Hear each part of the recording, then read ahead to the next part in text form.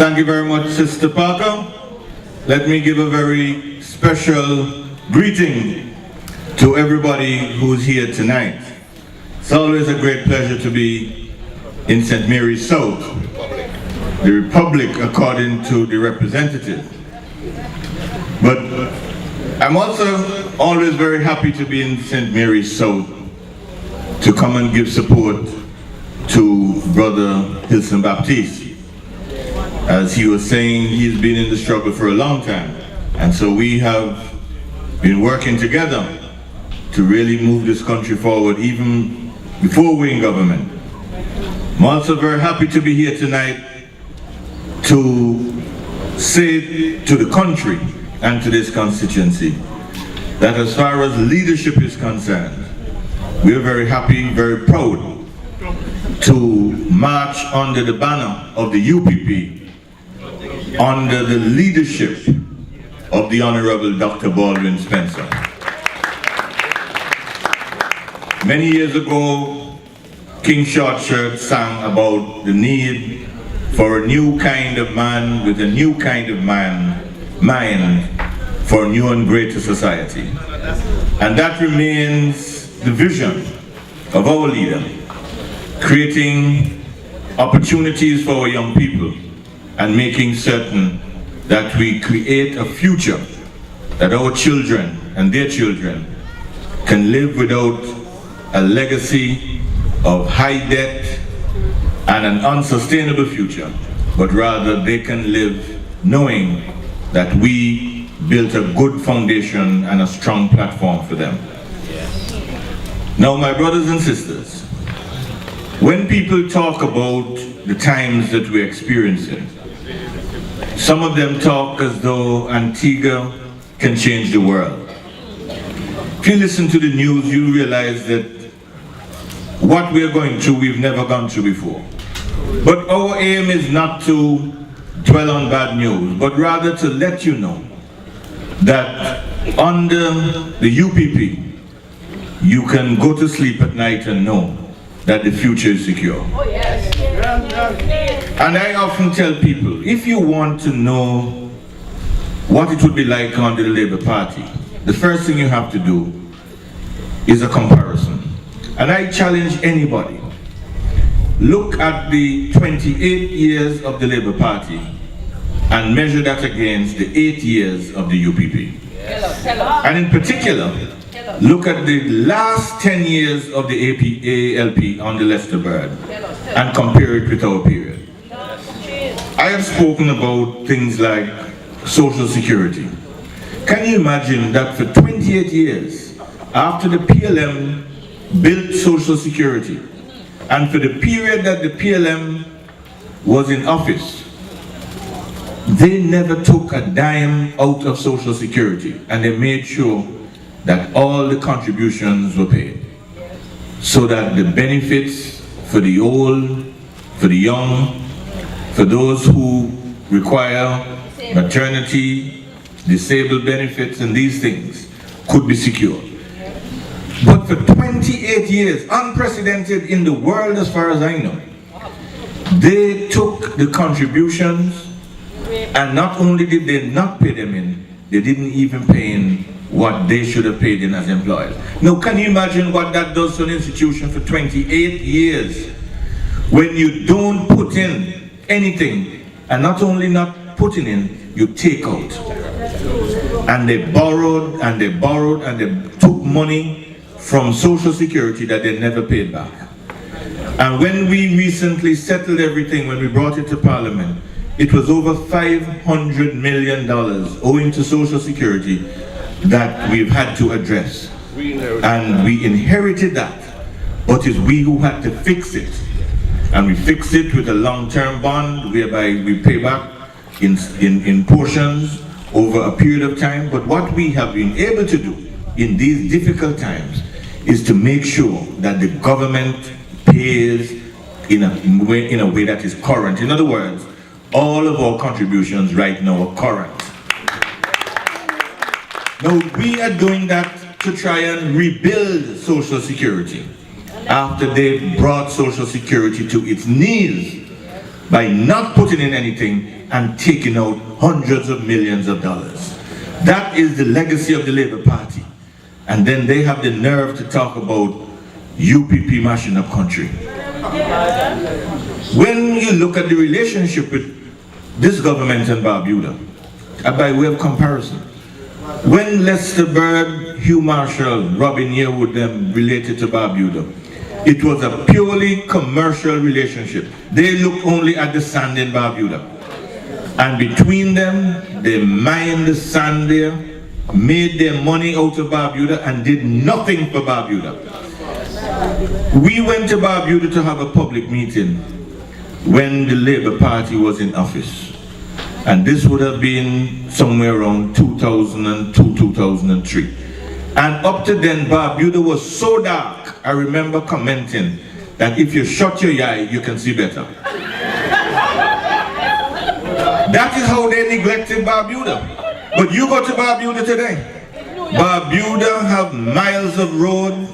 Barbuda has infrastructure that has been built. A few more things are there to be done. But you compare Barbuda today to how it was on the Labour Party, and you can see the difference in terms of our relationship with our sister island. I challenge them on investment. You look at the 10 years before UPP came into office. How many jobs were created in the hotel sector, in construction? One project, Carlisle Bay. One. And they had one major investor, Stanford. Now where he did? Well, you know where he is. But you're known by the company that you keep. Now, one project between 1994 and 2004. Compare that to the 8 years on the UPP, and you can see the kind of steam and momentum we had before this crisis hit us and hit the world. Under the UPP, I'm talking about what actually happened. They used to talk a lot, but they never got anything done. I'm talking facts that you can go and look at. And you look at the one hotel they built compared to UPP, Sandals, Sugar Ridge, Nonsuch Bay, Hermitage, Veranda, plus expansion at Galley Bay, St. James's Club, Blue Waters, plus 41 small properties owned by Antiguans and Barbudans, part of a wider vision to bring Antiguans into the ownership of the hotel pan. And before the crisis hit, we had so many other things in the pipeline moving at a steam. You had Hodges Bay that was cut down because the bank that they borrowed from was a bank in Iceland. And Iceland was one of the first countries to be hit by the financial meltdown. So their financiers, they failed, and as a result of that, it caused the project out at Hodges Bay to stop. But Hodges Bay, like others, were moving at the time. You had programs and projects that we were ready to roll with before the crisis. Crystal Bay, you had Seafood, even Half Moon Bay on the Perry. He already had his financing lined up with Lehman Brothers. But as we all know, Lehman Brothers crashed, and so his funding went down the drain, and the crisis has prevented any serious financing from coming. Not just to Antigua, but look throughout the whole Caribbean. Nothing is happening. It's not something we're just going to complain about. We're doing something about it. And so we have the Investment Authority. And just recently, they went down to Trinidad looking for opportunities to see how we can build the manufacturing sector and look for new ways in which we can diversify our economy. But other things that we've had to deal with, when you look at the debt that we inherited and we've had to deal with, some of those debts, we are going to question them and go to the bottom of them. There's a debt, for example, on the Lester Bird, that they borrowed $5.1 million US. Never paid a dime. That was in 1982. They borrowed it for a hotel down at Deep Bay. All that we ever got out of that $5.1 million US were 2 little houses down there. Those of you who used to read the Outlet, you can remember the Outlet carried a whole series on it. They borrowed that money, never paid back a dime. And when we were elected and we went to the Brazilians to talk, the Brazilians said, well, that 5 million, when you add up all the interest and the penalties and all of that, you owe me $74 million US. We didn't accept that. And we kept on negotiating with them. And under this administration, at that time Brother Cort was the minister, they got it brought down to 45 million. And then when in 2009 we came and we went back at them again and they brought it down to 22 million. And we push hard again and they bring it down to 20 million. But we push again, but they say no, 20 million now. But 20 million US that we now have to be paying back.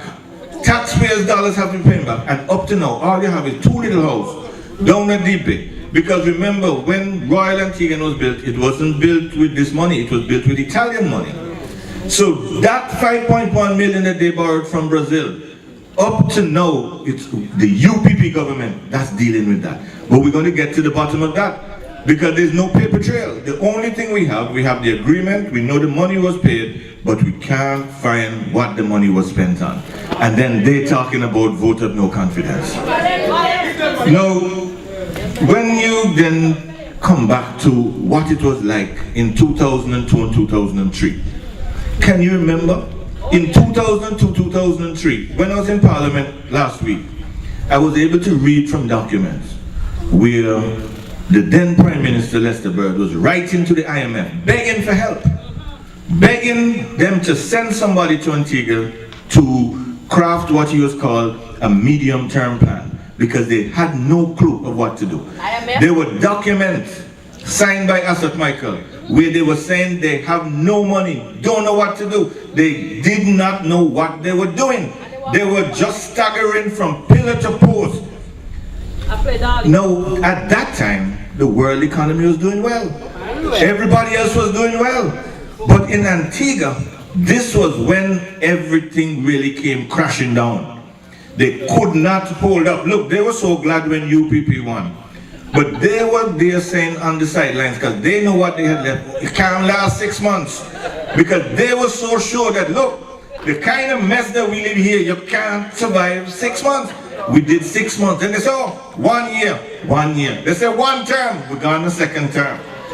But you see, the thing is, our programs and our policies, we have been able to look at the problem and get the right remedy for the problem. Now, sometimes I have to admit, the remedy sometimes means that we have to make a little sacrifice, and I know everybody bawl and complain and so on, and I can understand that. But when you realize that you can't fix 28 years of mismanagement with 5 years, you can't turn that around in 5 years. It takes time as we build ourselves out of this so that we will never have a situation like what was happening before. And then when you compare, I was talking about their period and our period. Look at what happened with the pensioners. Even with all the difficulties, when the pensioners were crying out to Lester Bird and they marched up to his office, he slammed the gate in their face. Do you remember that? Yes. What has UPP done with the pensioners? We have given the pensioners the best increase they ever got in the entire history of Antigua. That's the difference. You look at what happened to public servants. They promised public servants increases, and for all 10 years and more, they couldn't give them the increase. Who gave them the increase? UPP. Over $100 million to fix that problem. You look at school children. What were they doing for school children? Nothing. In Antigua, under the UPP, we have the school meals program, nutritious meal. And I have heard from some of the teachers who teach in the system that with the school meals program and the better nutritional value that comes with the food, instead of corn curls and fried chicken from Kentucky or wherever, they get good, nutritious, balanced meal. And we have to give credit to Sister Messiah, who was the pilot for that particular program. We completely rebranded tourism in this country, brought Antigua forefront as far as the perception of this nation as a tourist destination is concerned. But I'm saying that is all that we've done. And they're saying, no, they could do better, but I say, look at their record. If they were here today, we would be flat on our face. Flat on our face.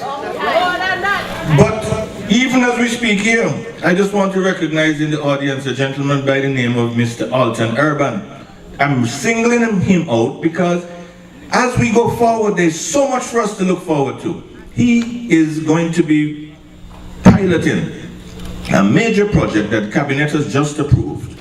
And we are going with this program because of what it holds for this country. A whole sports village up by the stadium where you're going to have tennis court, you even have baseball, you have basketball, you have swimming, a whole program with accommodation so that we can host games like a little Olympic village.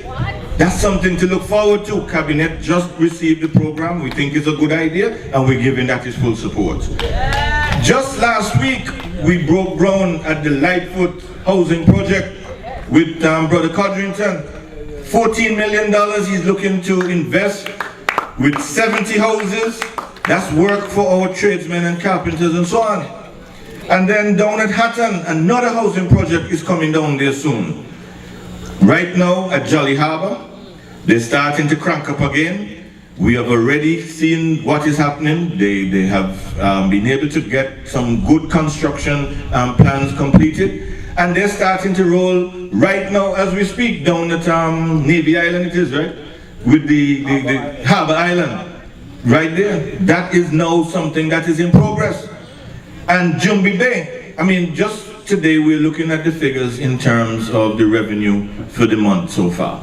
And some of the big revenue tickets that are coming in is for the transfer of land up at Jumbie Bay, where people are building some massive houses which are going to provide work again for us. All of that is showing confidence in this economy going forward. And I don't want to even mention all that has happened in the yachting sector. The yachting sector today is totally transformed from what it used to be under the Labour Party. We now have about 5 major regattas, whereas before it used to be 1. We now have about 5 major regattas. They're making money out there. And a lot of people are now beginning to get work in the yachting sector. A lot of our Antiguans are now in the Mediterranean during the summer months and so on. All of these things are positive signs that we're beginning to turn over. You can't know that we have things moving. We can't go back to the driver that put us in the gully. You can't go back to a driver where the vehicle speed wobble, swing from left to right. Right now, you have safe hands in challenging times. Now, sometimes, as I was saying, you know, you go to the doctor when you're not so well, the doctor puts you on a diet. I remember the joke with Mr. Greer. Remember Greer, the police officer? The doctor put him on the diet. The doctor tell him, Sergeant Greer, in the mornings you must eat a tin of sardine and a banana and a cup of tea. He said, before or after breakfast, doctor? Now, the point is, he had to go on a diet because the doctor examined him and found that he needed to go on a diet. But when he started to think about a tin of sardine, for me, a big man, for the whole day, so that sometimes means that sometimes you have to do things which may cause you a little inconvenience. And I'm talking about the fact that we've had to increase some of the tax revenue, but that's how we have to run the country. Even today, we're late with paying some of the salaries, but where do you think the salary money come from? Is taxes. If it's not there, you have to send home people. And we have not done that. And with all that has been going on, we have kept everybody on board. Going forward, everybody on board. And so, brothers and sisters, I'm just saying here today that this is a time when we can say that there is a future for all Antiguans and Barbudans. Those people who chat and have all the answers, don't worry them. When they were there and things were good, where were the answers? Those who were so brilliant and call everybody else dunce, when they were there, where was their brilliance? They ran Antigua on the reefs. They drove us into the gully, and we're not going back there again. So I'm saying, brothers and sisters, we can stand firm with the United Progressive Party. We have a strong captain, we have good fielders, we have a great wicketkeeper, and brothers and sisters, we are going from strength to strength, and there's no turning back. We will not retreat, and we will not surrender. We will go forward ever, and we go backward never. Thank you very much.